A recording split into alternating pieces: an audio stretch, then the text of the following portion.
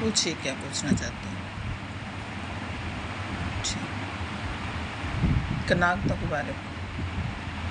कनागत जो निकालते हैं लोग, वो इसलिए बनाया था कनागत, ताकि इन दिनों में 15 दिन तक खीर खा सकें। खीर से शरीर की शुद्धिकरण होती है।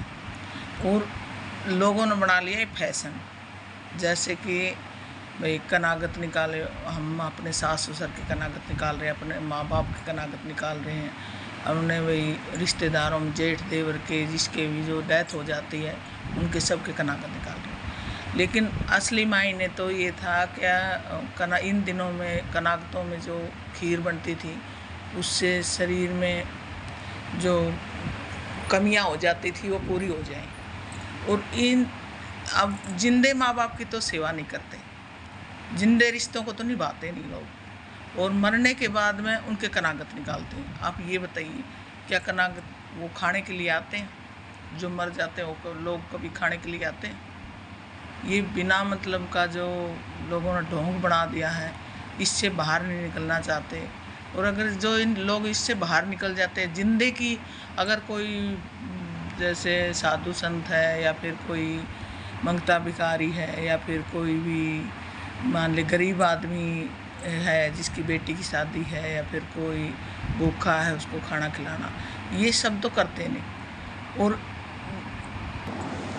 बिना मतलब के ढोंग करने के लिए तैयार हो जाते हो। फिर ये बताओ, अगर जे मान ले हमने कनागत निकाल दिया, यही छोटी सी बात लगा लो, अपने दादा का कनागत निकाल ले, क्या दादा खाने के लिए आता? कहीं का जन्म नहीं लिया होगा उसने, या कहीं भी वो जो ये जो कनागत निकालते हैं जन्म लेना नहीं लेके उसको जन्म देना नहीं चाहते, या फिर